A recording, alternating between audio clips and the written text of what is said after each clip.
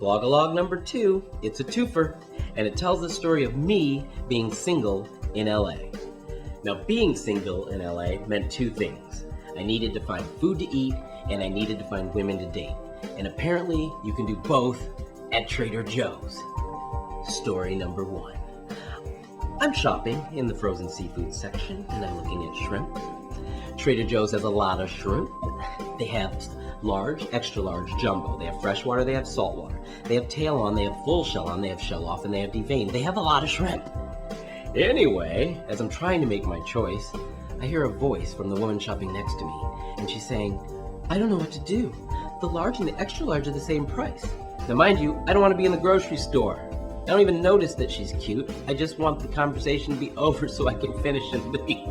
So I abruptly say, I guess it depends what you're making. And I thought I was done. There was follow-up.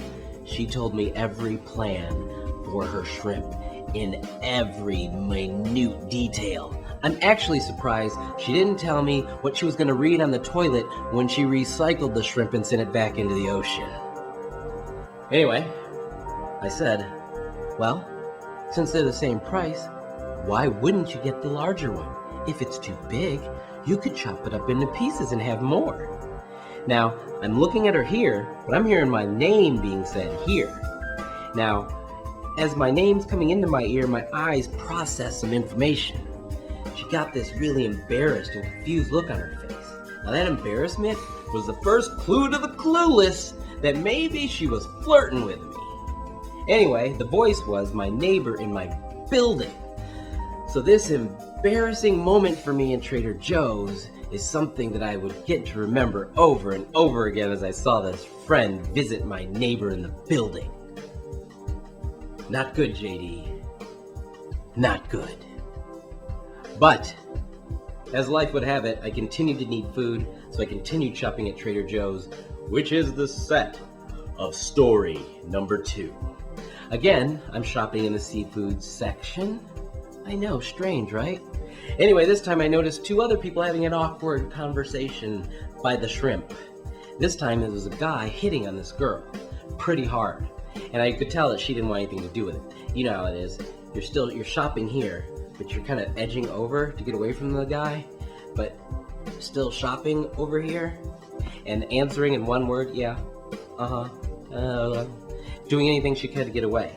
I decided to be a superhero, so I put on my cape, took my cart all the way around the aisle, came back around the other side, came up next to her, and I said, honey, they have your favorite crackers and cheese at the sample cart.